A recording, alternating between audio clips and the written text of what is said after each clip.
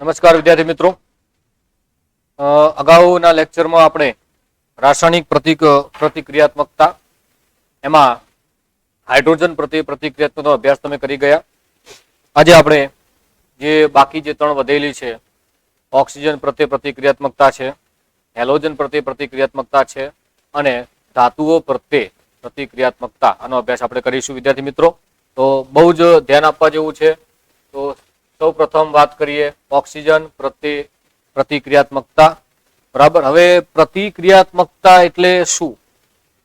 પેલો પ્રશ્ન એ થાય, વાત કરી લીધી છે આપણે, ફરીથી એકવાર રિપીટ કરું છું. પ્રતિક્રિયાત્મકતા દેટ મીન્સ રિએક્ટિવિટી.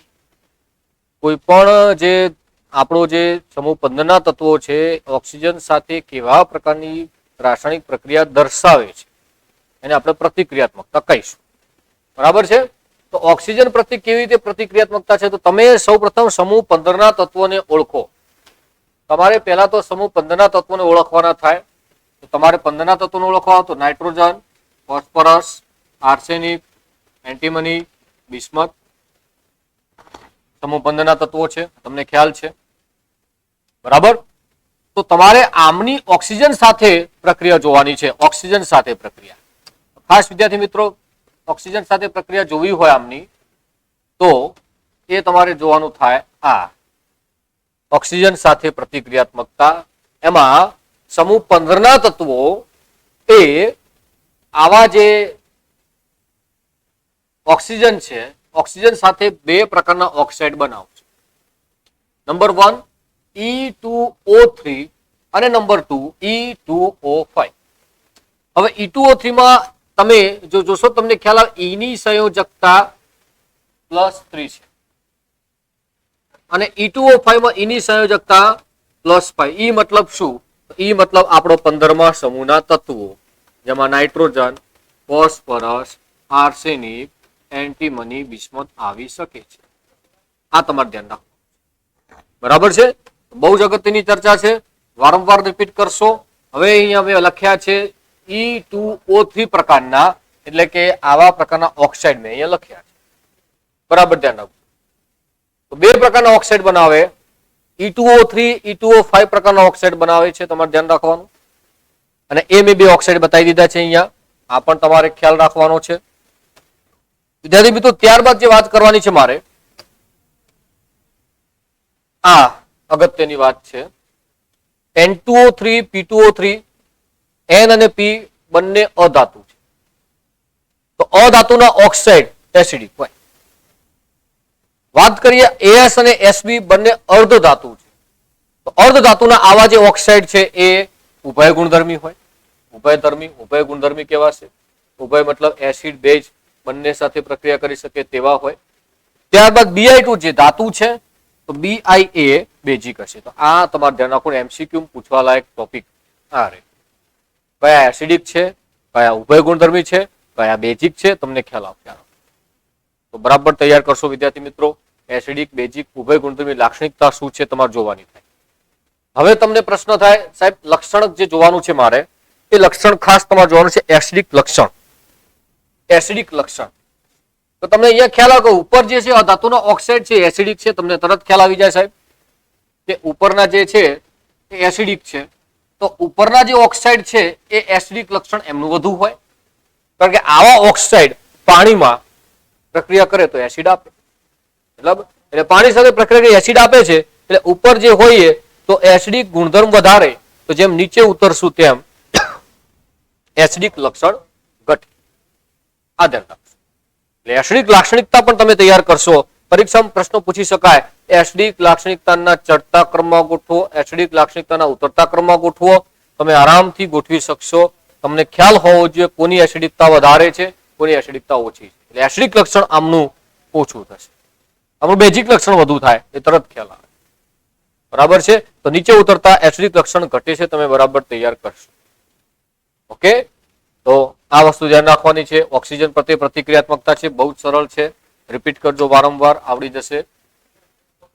એક અગત્યની જે ચર્ચા કરવાની છે એ ખાસ મારે જે કેવું પડે, બરાબર, એમાં E2O3, E2O5 બે પ્રકારના ઓક્સાઇડ બનાવે. એમાં જે 5 પ્રકારના ઓક્સાઇડ છે એમની ઓક્સિડેશન અવસ્થા તમે જોશો તો આમની ઓક્સિડેશન અવસ્થા ઊંચી કહેવાય, કેમ કે E+5. તો ઊંચી ઓક્સિડેશન અવસ્થા વાળા જે ઓક્સાઇડ છે એ નીચી ઓક્સિડેશન અવસ્થા વાળા ઓક્સાઇડ કરતા વધુ એસિડિક હોય. ઊંચી ઓક્સિડેશન અવસ્થા વાળા મતલબ +5 વાળા એટલે E2O5 પ્રકારના એ નીચી ઓક્સિડેશન અવસ્થા છે એમના કરતા વધુ એસિડિક. એટલે કોણ વધુ એસિડિક છે તમે અહીંયા ધ્યાન રાખશો વિદ્યાર્થી મિત્રો. વધુ એસિડિક કયા થાય તમારે ધ્યાન રાખવાનું છે. ક્લિયર આવી ગયો? તો આ વસ્તુ તમારે જોવાની છે, બહુ જ અગત્યનું છે, વારંવાર રિપીટ કરજો, સહેલું છે. બરાબર. ત્યારબાદ આગળ વધું છું. નેક્સ્ટ ટોપિક આપણો છે ઓક્સિજન પછી આપણે હેલોજન પ્રત્યે પ્રતિક્રિયાત્મકતા. તો હેલોજન પ્રત્યે પ્રતિક્રિયાત્મકતાની વાત કરું તો 2 પ્રકારના હેલાઇડ બનાવશે. હવે તમારે ધ્યાન એટલું રાખવાનું છે, અહીંયા આપણે ધારો કે 15મા સમૂહને E તરીકે લખવું. 15મો સમૂહ ધેટ મીન્સ E. 15મો સમૂહ એટલે E. બરાબર.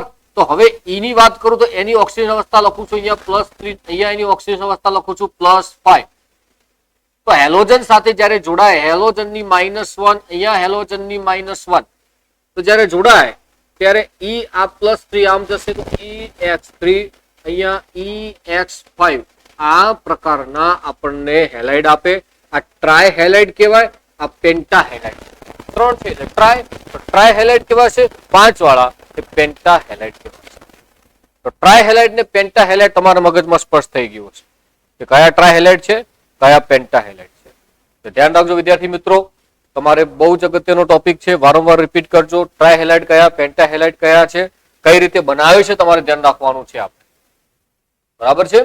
હવે આગળની વાત કરું છું, બરાબર ધ્યાન રાખજો. નેક્સ્ટ આ આપણા હેલાઇડ આવી ગયા ટ્રાય. આ બધા જ આપણા ટ્રાય હેલાઇડ આવી ગયા, તમને જોઈ શકો છો બધાને. બરાબર. અને હવે આપણા આવી ગયા પેન્ટા હેલાઇડ. બરાબર. તો આ આવી ગયા પેન્ટા હેલાઇડ જોશો તો યાદ રાખજો, ટ્રાય હેલાઇડ કરતા સમૂહ 15 ના ટ્રાય હેલાઇડ કરતા પેન્ટા હેલાઇડ સંયોજનો વધુ સહસંયોજક હોય. બરાબર છે. ટ્રાય હેલાઇડ કરતા પેન્ટા હેલાઇડ છે વધુ સહસંયોજક છે. તમે તૈયાર કરો કયા વધુ સહસંયોજક, આર્યા વધુ સહસંયોજક છે. એમાં તમારે ખાસ નોંધ કરવાની છે, નાઇટ્રોજનમાં મેં તમને દેખાય છે કે સાહેબ પેન્ટા હેલાઇડ તમે બતાવ્યું નથી. અહીંયા કેમ નથી બતાવ્યું એનું કારણ તમને ખ્યાલ આવવું જોઈએ. નાઇટ્રોજનમાં પેન્ટા હેલાઇડ કેમ નથી બતાવ્યું? કારણ કે નાઇટ્રોજન જે છે એ નાઇટ્રોજનની અંદર ઇલેક્ટ્રોન રચના લખું છું, હિલિયમ કમ્પ્લીટ 2s2 2p3. નાઇટ્રોજનની ઇલેક્ટ્રોન રચનામાં ડી કક્ષક આવતી નથી. મહત્તમ બંધન ક્ષમતા 4 તમે ભણી ગયા છો. 4 થી વધુ બંધ બનાવશે નહીં. એટલે 4 થી વધુ બંધ ન બનાવી શકે. આ તો 5 કે છે, નોટ પોસિબલ. બરાબર છે. એટલા માટે ડી કક્ષક એબસન્ટ હોવાના કારણે નાઇટ્રોજન પોતે 4 થી વધુ બંધ બનાવી શકતા નથી. એટલે નાઇટ્રોજનનો પેન્ટા હેલાઇડ તમે જોઈ શકશો નહીં, જોવા મળતા નથી. ખ્યાલ આવ્યો? એટલે NH5 આપણે નથી લખતા. આ વસ્તુ ધ્યાન રાખવાની છે. બીજી કોઈ અગત્યની બાબત તો અહીંયા જોશો, મેં એ જ જે કારણ ચર્ચા કરી છે એ જ કારણ લખેલું છે કે પેન્ટા હેલાઇડ સંયોજનો બનાવતા નથી. મેં એ જ ચર્ચા કરી છે. બરાબર છે. ત્યારબાદ મારે જે અગત્યની વાત કરવી છે એની પણ અહીંયા આપણે +3 ઓક્સિડેશન અવસ્થા ધરાવતા. હવે કારણ તમારે જોવાનું છે કે સાહેબ પેલા ટ્રાય હેલાઇડ કરતા પેન્ટા હેલાઇડ કેમ વધુ સહસંયોજક છે. તો ટ્રાય હેલાઇડમાં ઓક્સિડેશન અવસ્થા કઈ આવે? +3. આ પેન્ટા હેલાઇડમાં ઓક્સિડેશન અવસ્થા કઈ આવશે? +5 આવશે. તો પેલી +3 ઓક્સિડેશન અવસ્થા ધરાવતા તત્વો કરતા +5 ઓક્સિડેશન અવસ્થા ધરાવતા તત્વોની ધ્રુવણ ક્ષમતા વધુ છે. ધ્રુવણ ક્ષમતા વધુ છે. ધ્રુવણ ક્ષમતા વગેરે પાવર. બરાબર. ધ્રુવીભવન કરવાની ક્ષમતા. બરાબર. આ ધ્યાન રાખજો. +5 છે. તમે ધોરણ 11 માં ચેપ્ટર 4 માં શીખી ગયા, ફજાન્સના નિયમો શીખી ગયા. બરાબર. તમે શીખી ગયા છો ઋણ આયનનું કદ જેટલું મોટું હોય, ધન આયનનું કદ જેટલું નાનું હોય એટલી ધ્રુવીભવન કરવાની ક્ષમતા વધુ હોય. બરાબર. તો અહીંયા તમે જોશો કે આ +5 છે, ધન આયન +5 એટલે કદ ખૂબ નાનું થાય. તો નાનું કદ છે માટે પોલેરાઇઝિંગ પાવર વધુ, ધ્રુવીભવન કરવાની ક્ષમતા વધુ, અને વધુ ધ્રુવીભવન ક્ષમતા વધુ છે, ધ્રુવીભવન વધુ કરી શકે છે માટે સહસંયોજક ગુણધર્મ વધુ સહસંયોજક પદ બનાવવાની કેપેસિટી વધારે. એટલે વધુ સહસંયોજક છે એ પણ તમે અહીંયા તૈયાર કરશો ખાસ. બરાબર છે. બીજી એક અગત્યની વાત કરી દઉં. અહીંયા આ NH3 ની અંદર વાત કરું, આ MCQ પૂછવા લાયક છે. એક જ એવો આપણને હેલાઇડ જોવા મળ્યો છે NF3. એક જ છે NF3 જે સ્થાયી હેલાઇડ છે. NF3 છે એ સ્થાયી હેલાઇડ છે. હવે વિચાર કરો સ્થાયી મતલબ શું થયો? તો સ્થાયી છે બાકીના બધા જ અસ્થાયી. એટલે બાકીના બીજા કયા કયા? તો બીજા લખી દઉં NCl3, NBr3 અને NI3. આ બધા અસ્થાયી છે, વિસ્ફોટક છે. અસ્થાયી મતલબ વિસ્ફોટક છે, એટલે કે વિસ્ફોટ કરે છે, એટલે એ આપણે અસ્થાયી જોવા મળે છે માટે આપણે એને મેળવી શકતા નથી. એટલે તમે આવા ટ્રાયહેલાઇડ સંયોજનો મેળવી શકતા નથી. બરાબર છે.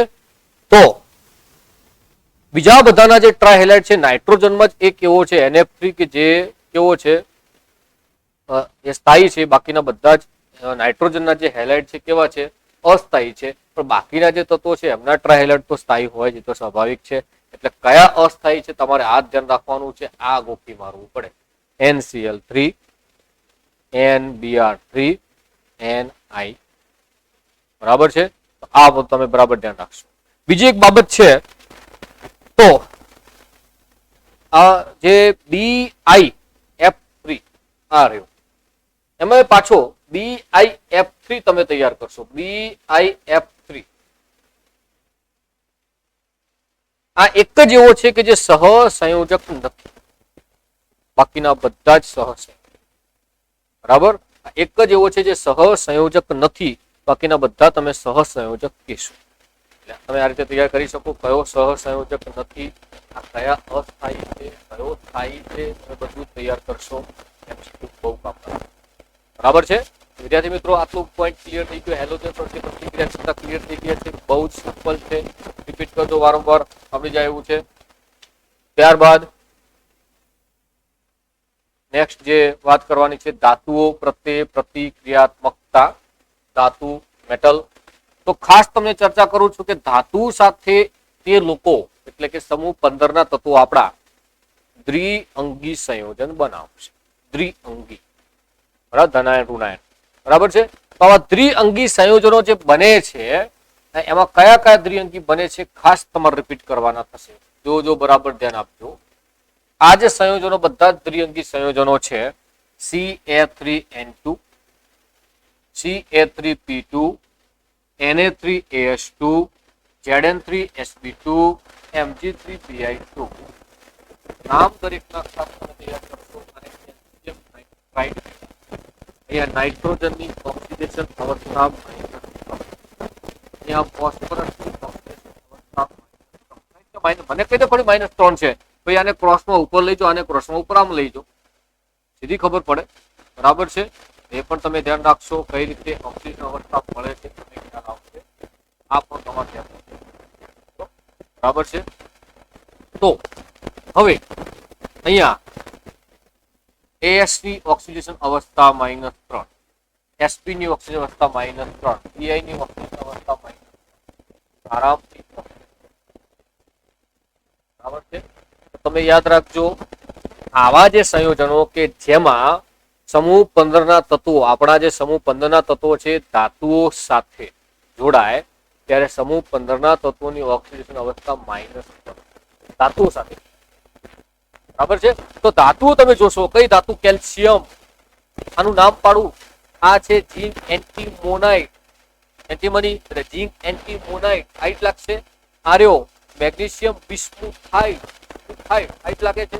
આર્યો સોડિયમ આર્સેનાઇટ આર્યો કેલ્શિયમ ફોસ્ફાઇડ, આર્યો કેલ્શિયમ નાઇટ્રાઇટ. આવા આઈડ લક્ષ આ ધ્યાન રાખવું છે. દરેકમાં ઓક્સિજન અવસ્થા -3 તમે તૈયાર કરશો. કોના નામ શું થયા તમને ખ્યાલ આવી ગયો.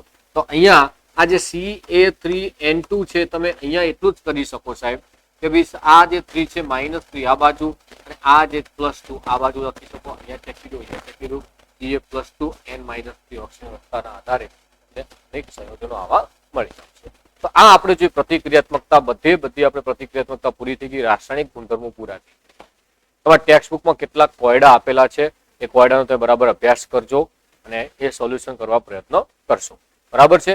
ત્યારબાદ છે વિવિધ જે આવા સંયોજનો છે જેમાં નાઇટ્રોજન છે, તો આવા નાઇટ્રોજન વાળા વિવિધ સંયોજનો છે, એમની બનાવટ, એમના ગુણધર્મો, ઉપયોગો આપણો અભ્યાસ કરવાનો છે. તો સૌ પ્રથમ આવું જ એક સંયોજન આપણે લઈએ છીએ. ધ્યાન રાખજો વિદ્યાર્થી મિત્રો, એ સંયોજન છે આપણું ડાયનાઇટ્રોજન. આપણું સંયોજન છે ડાયનાઇટ્રોજન. ખાસ ધ્યાન રાખજો ભાઈ વિદ્યાર્થી મિત્રો. તો પહેલું છે ઔદ્યોગિક ઉત્પાદન કરવાની રીત છે. ઔદ્યોગિક ઉત્પાદન કેવી રીતે કરવું, તો હું ખાસ કહીશ કે આ અહીંયા આપણે લખીએ N2, ખાલી જગ્યા પૂરીએ, અહીંયા લખીએ O2. બરાબર છે. તમારે આ ધ્યાન રાખવાનું છે. તો સૌ પ્રથમ ઔદ્યોગિક ઉત્પાદન જ્યારે ડાયનાઇટ્રોજન નું કરવું હોય, બનાવટ કરવી હોય ડાયનાઇટ્રોજન ની વિદ્યાર્થી મિત્રો, ત્યારે તમારે ધ્યાન એટલું રાખવાનું છે કે અહીંયા હવાનું પ્રવાહીકરણ કરશો. પહેલા તો તમે હવાનું પ્રવાહીકરણ કરો. તો હવાનું જ્યારે પ્રવાહીકરણ કરીએ છીએ ત્યારે હવામાં રહેલા જે વાયુઓ છે પ્રવાહીમાં રૂપાંતર પામે છે. તો બધું જ પ્રવાહી આવી ગયું. હવે તમે એનું વિભાગીય નિસ્યંદન કરશો. તો વિભાગીય ટાવર છે એમાં નિસ્યંદન કરવામાં આવે છે. તો નિસ્યંદન કરતા આપણને O2 જે છે 90 કેલ્વિન તાપમાને ગરમ થાય. મતલબ વાયુ અવસ્થા છે. તમે જોજો પ્રવાહી ફેરવી દીધું તો પ્રવાહીમાંથી હવે હું એને ગરમ કરું છું, ઉત્કલન બિંદુ લાવું છું. બરાબર ધ્યાન આપજો. વિભાગીય નિસ્યંદન કરવું છે, અલગ પાડવું છે, એટલે ઉત્કલન બિંદુ લાવવું પડે. એટલે O2 છે 90 કેલ્વિન તાપમાને નીકળે, બહાર નીકળશે. જ્યારે નાઇટ્રોજન છે ડાયનાઇટ્રોજન 77.2 કેલ્વિન તાપમાને બહાર નીકળશે. નિસ્યંદન દ્વારા પેલા ટાવર માંથી સૌ પ્રથમ નાઇટ્રોજન બહાર નીકળશે, 77.2 કેલ્વિન તાપમાન નીકળશે. વિભાગીય નિસ્યંદન કરીએ છીએ એટલે વિભાગીય નિસ્યંદન કોના માટે વપરાય, તમે ધોરણ 11 માં ભણી ગયા કે એકલું નિસ્યંદન હોય તો એવા બે પદાર્થો લેશો કે જેમના વચ્ચે ઉત્કલન બિંદુનો તફાવત ખૂબ મોટો હોય, ખાલી નિસ્યંદન લઈએ. પણ વિભાગીય નિસ્યંદન કોના માટે લેવાય, તો વિભાગીય નિસ્યંદન એમના ઉત્કલન બિંદુ વચ્ચેનો તફાવત ખૂબ ઓછો હોય ત્યારે આપણે વિભાગીય નિસ્યંદન પદ્ધતિનો ઉપયોગ કરીશું. અહીંયા 77.2 કેલ્વિન તાપમાને નાઇટ્રોજન છૂટો પડે છે, એ આપણને મળી જશે, અલગ પાડી શકાય છે. ઓક્સિજન પણ 90 કેલ્વિન તાપમાન તમે અલગ પાડી શકશો. બરાબર છે. આ જે ઔદ્યોગિક ઉત્પાદનની રીત હતી. ત્યારબાદ વિદ્યાર્થી મિત્રો સેકન્ડ ઉપર જઈએ છીએ. બરાબર ધ્યાન રાખજો. પ્રયોગશાળામાં બનાવટ આપણે કરવાની છે. ડાયનાઇટ્રોજનની બનાવટ પ્રયોગશાળામાં NH4Cl, એનું નામ છે ammonium chloride. NH4Cl ammonium chloride છે. Na2 સોડિયમ નાઇટ્રાઇટ, આને આપણે કહીશું સોડિયમ. NO2 છે ધેટ મીન્સ નાઇટ્રાઇટ થાય, સોડિયમ નાઇટ્રાઇટ કહીશું. તો NH4Cl જે એમોનિયમ ક્લોરાઇડ છે એને આપણે નવસાર પણ કહેતા હોય છે. નવસાર, આને આપણે નવસાર તરીકે પણ ઓળખીએ છીએ. બરાબર છે. એમોનિયમ ક્લોરાઇડ નવસાર કહીશું. આ સોડિયમ નાઇટ્રાઇટ તમે ઓળખી ગયા. હવે કઈ રીતે પ્રક્રિયા થાય આપણે એનો અભ્યાસ ખાસ કરવાનો છે. બીજું બધું ઓળખી શકાય તો પ્રક્રિયા મેઇન તમારે ઓળખવાની થાય. તો જોશો બરાબર ધ્યાન આપશો. આ NaCl ભેગા થશે, NaCl બનાવી દીધું, NaCl મુક્ત થઈ ગયું. ત્યારબાદ અહીંથી બરાબર ધ્યાન આપજો. આનો એક નાઇટ્રોજન તમને દેખાતો હશે, આનો એક નાઇટ્રોજન તમને દેખાતો હશે. તો અહીંયા N2 મળી ગયું આપણને, આ પણ સ્પષ્ટ થઈ ગયું. ત્યારબાદ H4 છે, અહીંયા O2 છે, એટલે 4H એટલે ટ્વાઇસ H2 લખી શકું તો 4H થઈ ગયા. તો ટ્વાઇસ છે એટલે O પણ 2 છે તો ટ્વાઇસ H2O છૂટું પડે. અહીંયા ટ્વાઇસ H2O છૂટું પાડ્યું. તો આ રીતે પ્રયોગશાળાની અંદર તમે ડાય નાઇટ્રોજન મેળવી શકો છો. બહુ સિમ્પલ મેથડ છે પ્રયોગશાળામાં ડાય નાઇટ્રોજન મેળવવાની. તો પ્રયોગશાળામાં ડાય નાઇટ્રોજન કેવી રીતે મેળવી શકાય એનો તમને અહીંયા ખ્યાલ આવશે. બરાબર છે. તો આ પણ તમે ધ્યાન રાખશો. તો ક્લિયર. તો આ હતી પ્રયોગશાળા બનાવટ. બહુ ઈઝી મેથડ છે, આવડી જશે. ત્યારબાદ બે એવા પદાર્થો છે. એક છે ક્રોમેટ, જેને આપણે Cr2O7 ડાયક્રોમેટ તરીકે ઓળખીએ. એક છે ડાયક્રોમેટ, બીજું છે એજાઇડ. એઝાઇડ અને ડાયક્રોમેટ જે હોય તો એમનું તમે ઉષ્મીય વિઘટન કરશો ત્યારે તમને ડાયનાઇટ્રોજન મળવાનું છે. નો ડાઉટ સાચું જ છે, મળશે જ ડાયનાઇટ્રોજન. પણ તમારે ધ્યાન એક જ બાબતનું રાખવાનું થાય. વિઘટન નો ડાઉટ કરી જવાય, પણ ધ્યાન શું રાખવાનું થાય, તમે બરાબર અભ્યાસ કરજો. આ પદ્ધતિ દ્વારા તમે એમોનિયમ જ્યારે આ જે એમોનિયમ ડાયક્રોમેટ છે એને ગરમ કરતા તમે N2 મેળવી શકો છો. તો અહીંયા તમે આરામથી નક્કી કરી શકો સાહેબ N2 થઈ ગયું. અહીંયા Cr2O7 છે તો અહીંયા Cr2O3 છૂટું પડી ગયું. તો 4H2 તમે આરામથી મુક્ત કરી શકશો, કારણ કે 4 દુ 8H, તો આ 4 દુ 8H, 4 ઓક્સિજન, તો આની અંદરથી 4 ઓક્સિજન કાઢી દો તો એ 4 ઓક્સિજન તમારે NiH થઈ જશે. બરાબર, આ પણ ધ્યાન રાખવાનું છે તમારા વિદ્યાર્થી મિત્રો. એટલે કઈ રીતે કયા ક્યાં છૂટા પડે છે તમારે જોવાનું છે. બરાબર, ક્લિયર? તો આ રીતે તમે ડાયનાઇટ્રોજન મેળવી શકશો. બરાબર, આ પણ તમારે ધ્યાન રાખવાનું છે વિદ્યાર્થી મિત્રો. ડાયનાઇટ્રોજન કેવી રીતે મેળવી શકાય છે તમને ખ્યાલ આવશે. તો આ એક મેથડ ઉષ્મીય વિઘટન કરવાનું છે, એમોનિયમ ડાયક્રોમેટનું ઉષ્મીય વિઘટન.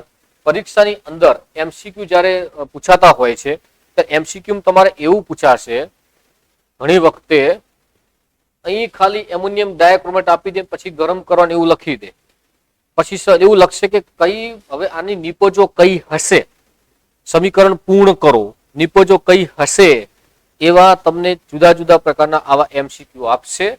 MCQ પૂરા કરવાના થાય. ખ્યાલ આવ્યો? તો આવા પ્રકારના પણ પ્રશ્નો પૂછી શકાતા હોય છે, એ પણ તમારે ધ્યાન રાખવાનું છે. હવે વાત કરીએ ચોથા પ્રકારની પ્રક્રિયા, જે સોડિયમ અથવા બેરિયમ એઝાઇડ જે છે. સોડિયમ અથવા બેરિયમ એઝાઇડ જે છે એમને ગરમ કરવાની રીત, એમનું પણ ઉષ્મીય વિઘટન આપણે કરવાનું થાય. તો આ છે બેરિયમ એઝાઇડ. બરાબર છે? તો આવા બેરિયમ એઝાઇડ ને જ્યારે ગરમ કરીએ છીએ, વિઘટન કરીએ, ઉષ્મીય વિઘટન થશે તો આપણને બેરિયમ છૂટું પડેલું મળશે અને નાઇટ્રોજન વાયુ અહીંયા આપણને મળી જશે. તો નાઇટ્રોજન આ રીતે પણ મેળવી શકાય છે એઝાઇડના ઉષ્મીય વિઘટન દ્વારા. બેરિયમ એઝાઇડ લઈ શકાય, સોડિયમ એઝાઇડ પણ આપણે લઈ શકીએ. સોડિયમ એઝાઇડ પણ તમે અહીંયા લઈ શકો છો. NaN3 ધેટ મીન્સ એઝાઇડ ગ્રુપ થાય. એઝો ગ્રુપ તો ડબલ N2 હોય, N ડબલ બોન્ડ N, એ એઝો ગ્રુપ વાળું છે. તમે ચેપ્ટર 13 માં ભણશો. આ એઝાઇડ છે NaN3. તો તમે આને જ્યારે ઉષ્મીય વિઘટન કરો છો, ગરમ કરો છો, ત્યારે તમને Na છૂટો પડેલો મળશે પ્લસ N2 મળે છે. તો સમીકરણને તમારે સંતુલિત કરવું પડે. તો સમીકરણ સંતુલિત કરીએ, અહીંયા 3 છે, અહીંયા 2 છે, તો આને 3 વડે ગુણું છું, આને 2 વડે ગુણું છું, અહીંયા પણ 2 વડે. સોડિયમ એઝાઇડ અથવા બેરિયમ એઝાઇડ ને ઉષ્મીય વિઘટન દ્વારા તમે આરામથી જે તે નાઇટ્રોજન વાયુ તો મળશે, જે તે ધાતુ પણ અહીંયા મુક્ત થાય. તો આપણે મેઇન તો શું મેળવ્યું? નાઇટ્રોજન વાયુ. તો નાઇટ્રોજન વાયુ આ રીતે તમે અલગ મેળવી શકશો. ખ્યાલ આવ્યો? તો નાઇટ્રોજન મેળવવાની આ રીત પણ આપણે જોઈ લીધી. ત્યારબાદ વિદ્યાર્થી મિત્રો આગળ વધીએ છીએ, બરાબર ધ્યાન આપજો. N2 ના ગુણધર્મો. હવે આ જે ગુણધર્મો છે બધા જ ગુણધર્મો ભૌતિક ગુણધર્મો છે. બરાબર, હવે ભૌતિક ગુણધર્મો N2 છે રંગવિહીન છે. કોઈ પણ રંગની હવાની અંદર જો હવાનો રંગ તમને જોવા મળે તો N2 નો રંગ કહેવાય, પણ N2 નો તો હવાનો કોઈ રંગ નથી એટલે N2 રંગવિહીન કહેવાશે. ત્યારબાદ વિદ્યાર્થી મિત્રો પાણીમાં એની દ્રાવ્યતા ખૂબ જ ઓછી છે. પાણીમાં ખૂબ જ ઓછો દ્રાવ્ય થાય છે. હું તમને ખાસ કહીશ, લગભગ 1 બાર દબાણે 23.2 કેટલો 23.2 સેન્ટીમીટર ક્યુબ પ્રતિ લીટર. બરાબર, આ એની દ્રાવ્યતા તમે જોશો. દ્રાવ્યતા કેટલી છે? તો દ્રાવ્યતા આટલી છે કે દ્રાવ્યતા છે 23.2 સેન્ટીમીટર ક્યુબ પ્રતિ લીટર. 1 લીટર પાણીની અંદર, 1 લીટર એટલે 1000 મિલી થાય. તો 1000 મિલીમાં 23.2 સેન્ટીમીટર ક્યુબ એટલે મિલી. તો 23.2 મિલી જેટલો 1000 મિલીમાં 23.2 મિલી જેટલો દ્રાવ્ય થાય. દ્રાવ્યતા ખૂબ ઓછી છે એ તમે અહીંયા કહી શકો છો. આ વસ્તુના આધારે તમે આરામથી 298 કેલ્વિન તાપમાને 1 બાર દબાણે એમની આ દ્રાવ્યતા તમે નક્કી કરી શકો છો. એટલે દ્રાવ્યતા ઘણી ઓછી છે તમે કહી શકશો આરામથી.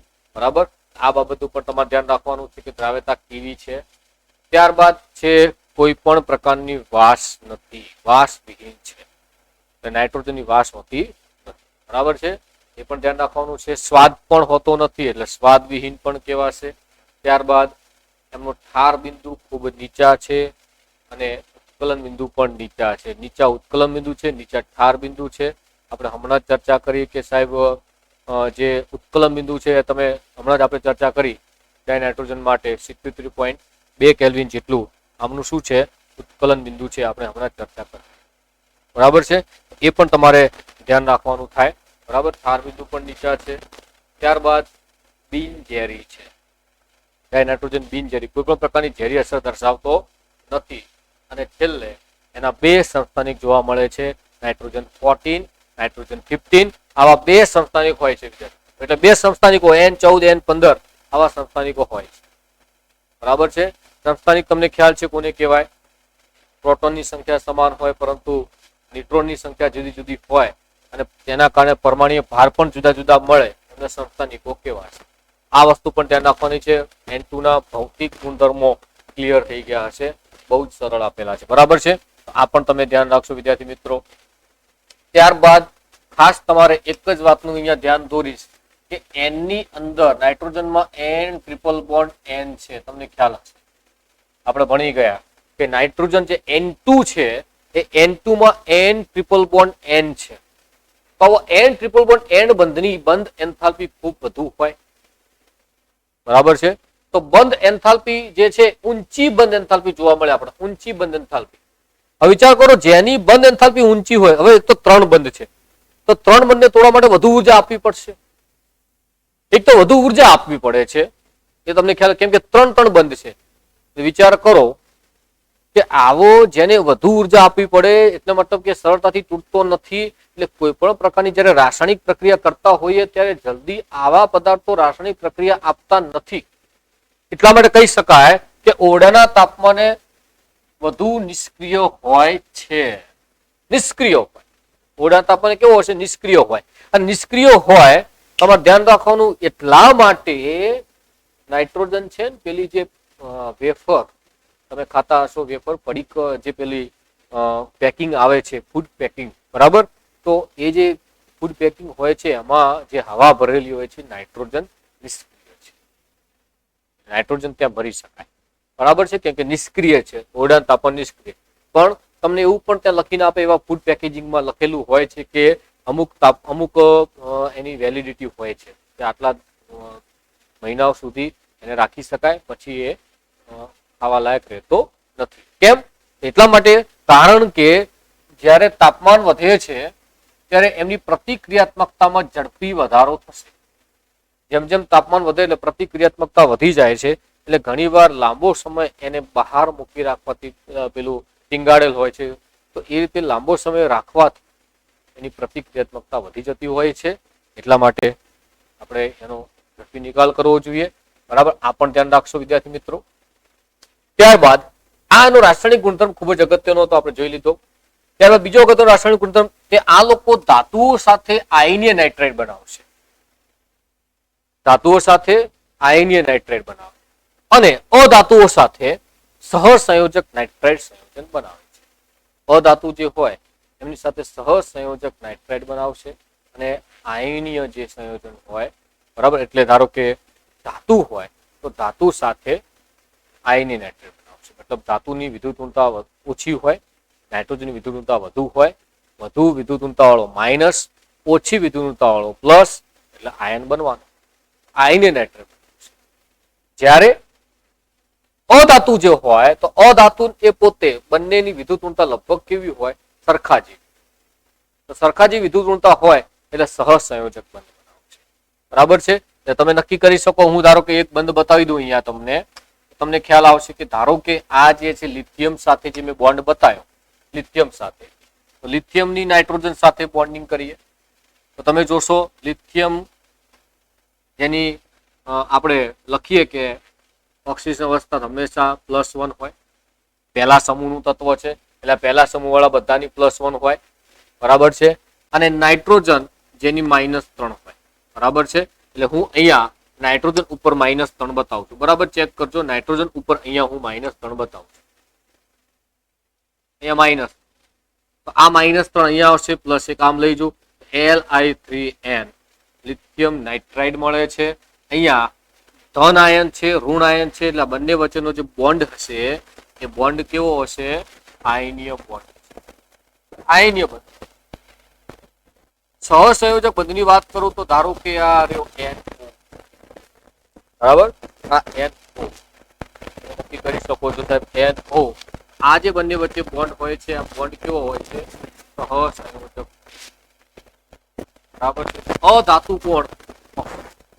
તો અધાતુ સાથે જ્યારે નાઇટ્રોજન પોતે બંધ બનાવે છે ત્યારે સહસંયોજક નાઇટ્રેટ બનાવશે, જ્યારે ધાતુ સાથે એ આયનીય નાઇટ્રેટ બને. આ વસ્તુ ધ્યાન રાખવાની છે આપણે, કઈ રીતે કયા નાઇટ્રેટ કેવી રીતે મળે છે તમારે ધ્યાન રાખવાનું છે વિદ્યાર્થી મિત્રો. ત્યારબાદ એક જે પ્રોસેસ છે, મોસ્ટ આઈએમપી વારંવાર રિપીટ થશે, આની પ્રક્રિયા તમારે અભ્યાસ કરવાનો થાય, બરાબર છે. એ પ્રક્રિયાનો બરાબર યોગ્ય અભ્યાસ કરવાનો એ તમને ખ્યાલ હોવી જોઈએ. N2 અને મેં 3H2 લખ્યા હોય એ વખતે તમને ખ્યાલ આવવો જોઈએ કે ખરેખર શું કહેવા માંગુ. તો N2 અને 3H2 મતલબ શું થયો? ડાયનાઇટ્રોજન ડાયહાઇડ્રોજન. તો ડાયનાઇટ્રોજન ડાયહાઇડ્રોજન ભેગા થાય એ વખતે આ બંને ભેગા થઈ આપણને એમોનિયાની બનાવટ આપે. એમોનિયા 773 કેલ્વિન તાપમાને આપણને એમોનિયા આપે, બરાબર છે. 773 કેલ્વિન તાપમાને આપણને એમોનિયા આપે છે. રીત આપણે એની જગ્યાએ ઉદ્દીપકનો ઉપયોગ પણ કરીશું, બરાબર. Al2O પ્રવર્તક પણ વાપરશું. એમથી આપણે તો આ જે પદ્ધતિ છે, આ પદ્ધતિને આપણે કહીએ છીએ કે અભ્યાસ કરવાનો આવશે. નેક્સ્ટ જ્યારે એમોનિયાની બનાવટ આપણે શીખવાની જ છે, તો એમોનિયાની બનાવટ છે, ગુણધર્મો છે, ઉપયોગો છે, એ વખતે આપણે હેબર વિધિની ડિટેલમાં ચર્ચા કરીશું.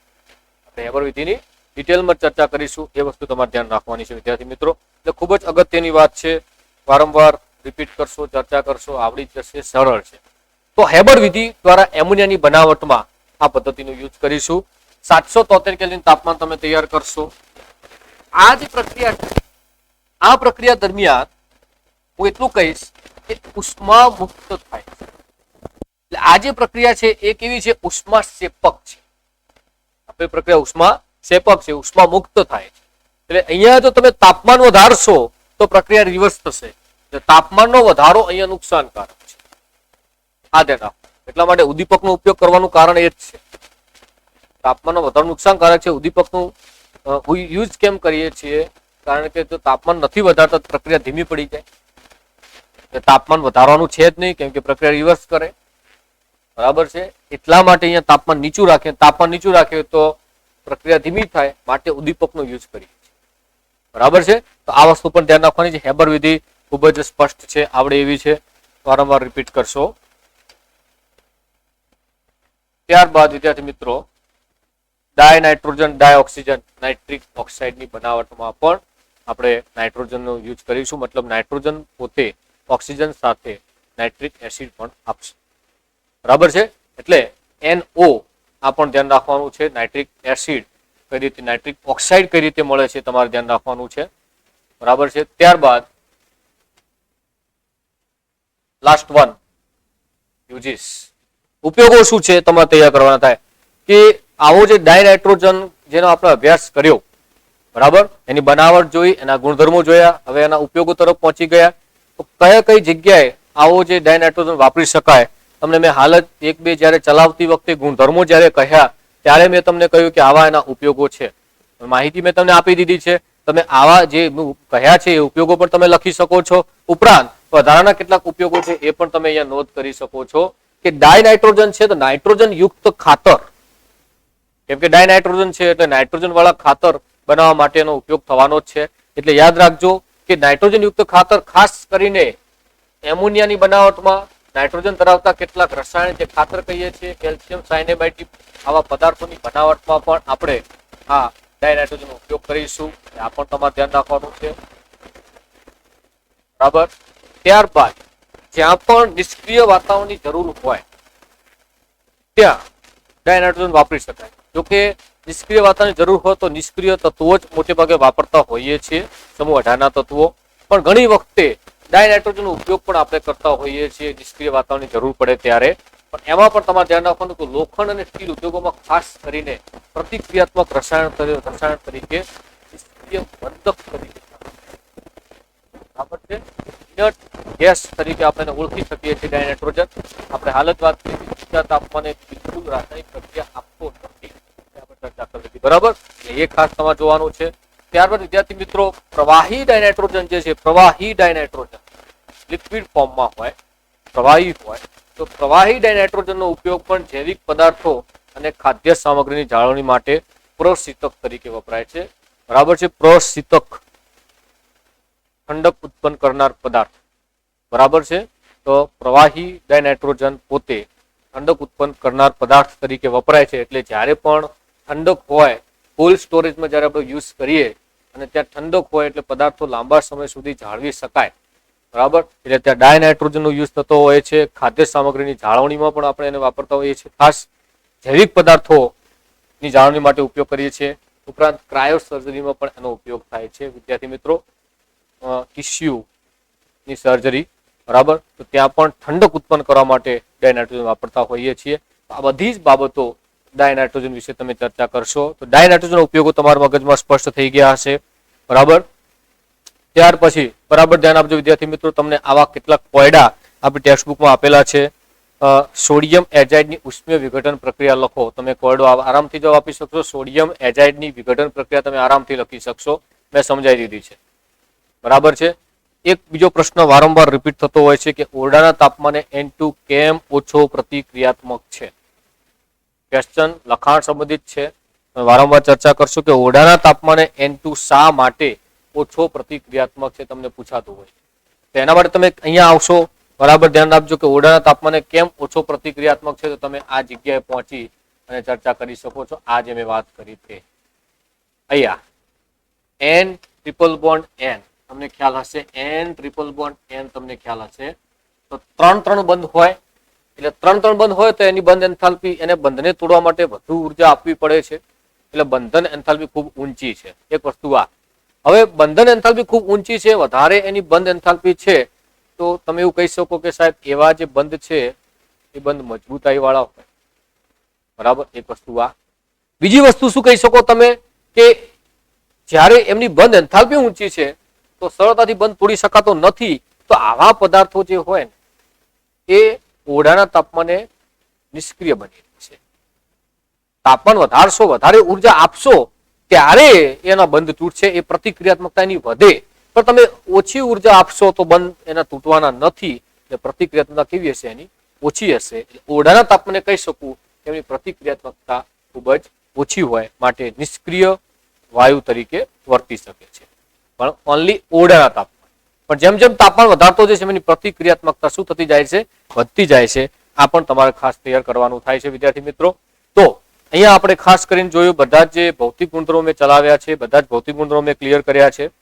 ત્યારબાદ જે સમૂહ 15ના જે રાસાયણિક પ્રક્રિયાઓ છે, રાસાયણિક પ્રક્રિયાઓ પણ આપણે જોઈ લીધી.